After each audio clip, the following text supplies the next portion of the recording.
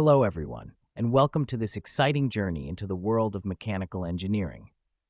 Today, we are taking our first step into mechanics, a fundamental branch of engineering that helps us understand the forces, motions, and equilibriums that govern the physical world. From the simplest tools to complex machines like airplanes and skyscrapers, mechanics is everywhere. This course will give you the foundational knowledge needed to design, analyze, and innovate in this fascinating field. Let's get started and uncover how mechanical engineering shapes our world. We begin an exciting journey into the fundamentals of mechanics. Here's the outline of what we'll cover in this course. Kinematics in a straight line. Kinematics in two dimensions. Dynamics, rotational kinematics, rotational statics and dynamics. Work and energy, momentum and collisions. Let's start with the first chapter, kinematics in a straight line.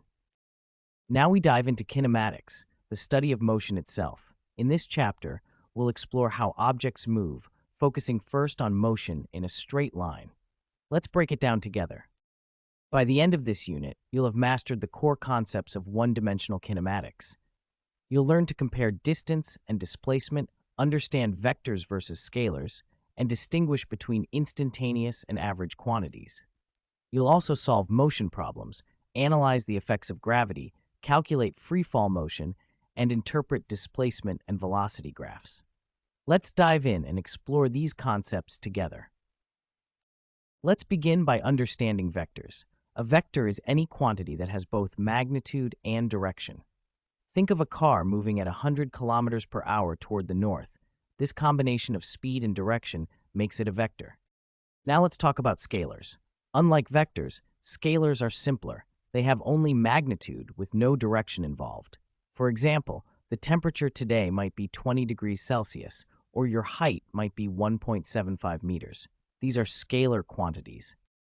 Now, we will understand the related concepts of time, velocity, and speed as they play a crucial role in describing motion. Time is a fundamental concept in physics, defined as the interval during which change occurs. It is measured by observing changes in physical quantities, like a clock or the position of the sun. The standard unit for time is the second. To calculate elapsed time during motion, we subtract the starting time from the ending time using the formula del Rohan equals 0 del t equals tf minus t0, where t is the elapsed time, and then tf is the final time, and 0 is the initial time. In many cases, we set the starting time to 0 for simplicity, making calculations easier and more intuitive. This concept of time helps us measure how long an event or motion takes place, and it is foundational in understanding both speed and velocity. Now, let's explore the concept of velocity, which is essential to understanding motion. Velocity measures how quickly an object changes position, and it is defined as the displacement divided by the time interval. V equals delta x divided by delta t. It is equal to xf x0 divided by tf minus t0, where v is the average velocity. Delta x is displacement, and xf x0 and t0 represent final and initial positions and times, respectively. Speed measures how fast an object is moving. It focuses only on the magnitude of motion without considering direction.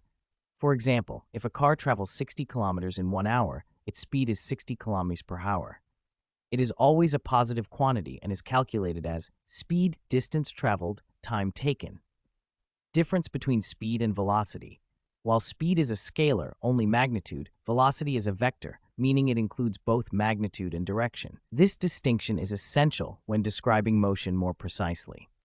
Acceleration describes how quickly an object's velocity changes over time. While in everyday language, it often means speeding up. In physics, acceleration refers to any change in velocity, whether increasing, decreasing, or changing direction. Mathematically, average acceleration is calculated as delta v divided by delta t. Gravity is the force that pulls objects toward the Earth's center or between any massive objects.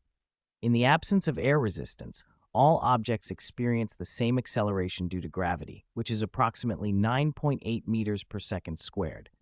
This uniform acceleration is what we call free fall. However, in reality, air resistance plays a significant role. It opposes the motion of objects as they fall, which is why lighter objects, like a feather, fall slower than heavier ones, like a brick.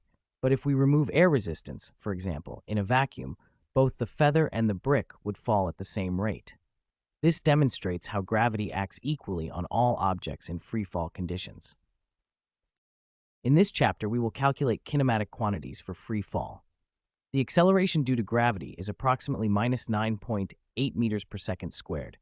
We use the following formulas. For position y equals y0 plus v0t minus 1/2 gt squared. For velocity v equals v0 minus gt. Given, initial velocity v0 equals 13 meters per second, time t equals 1 second, initial position y0 equals 0 meters. For position, y equals 0 plus 13 times 1 minus 1/2 times 9.8 times 1 squared equals 8.1 meters.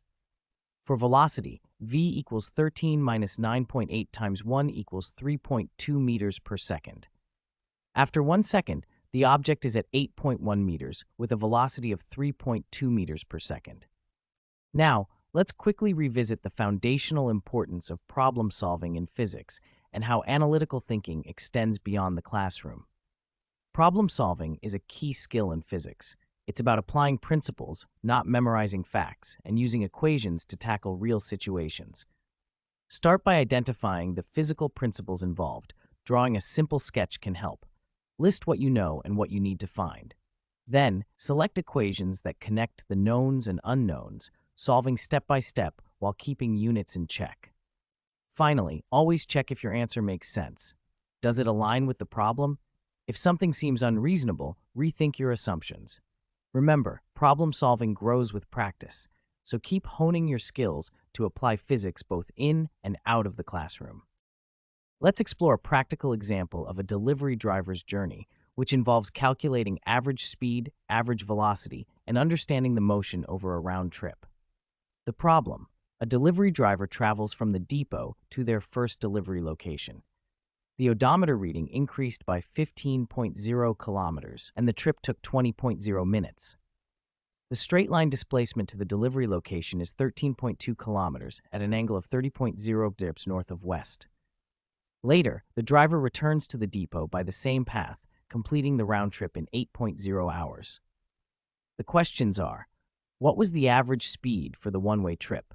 What was the average velocity, considering displacement and direction? For the entire journey, what were the average speed and average velocity? Let's begin with part A, where we need to calculate the average speed. The driver traveled a total distance of 15 kilometers, and the time it took for this trip was 20 minutes. To calculate average speed, we need to divide the total distance by the total time. Since speed is typically measured in kilometers per hour, we first convert 20 minutes into hours. This gives us approximately 0.3 hours.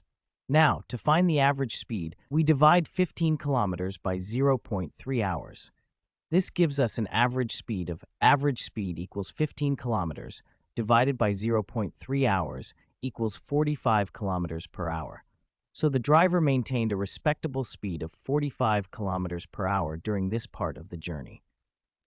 Let's move on to part B, where we calculate the average velocity for the one-way trip. Velocity depends on displacement and direction. In this case, the straight-line displacement is 13.2 kilometers at an angle of 30 degrees north of west, and the time taken for the trip is still 0.333 hours. To calculate the magnitude of the average velocity, we divide the displacement by the time. This means we take 13.2 kilometers divided by 0.333 hours, which equals approximately 39.6 kilometers per hour. The direction of the velocity matches the displacement, which is 30 degrees north of west. So the average velocity is 39.6 kilometers per hour, directed 30 degrees north of west. Now, let's look at the average speed and velocity for the round trip. First, we calculate the total distance traveled.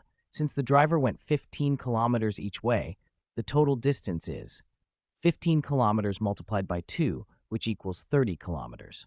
Next, we determine the total time taken.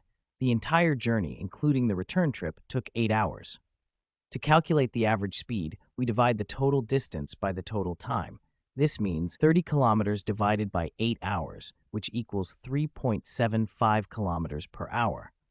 So the driver's average speed for the round trip was 3.75 kilometers per hour. For the average velocity, we consider the total displacement, which is the straight line distance from the starting point to the final point. Since the driver returned to the starting point, the total displacement is 0 kilometers. This means the average velocity is 0 kilometers divided by any time, which equals 0 kilometers per hour. In conclusion, the driver's average speed for the round trip was 3.5 kilometers per hour, while the average velocity was 0 kilometers per hour. This concludes our lesson for today. I hope you now feel confident with the concepts of average speed and average velocity, especially as applied to practical scenarios like one-way and round trips. In our next session, we'll dive into kinematics in 2 dimensions. This topic will explore motion in a plane, focusing on concepts like vectors, projectile motion, and relative velocity. You'll learn how to break motion into components and analyze it using techniques that build on today's foundations. Thank you for your attention, and I look forward to seeing you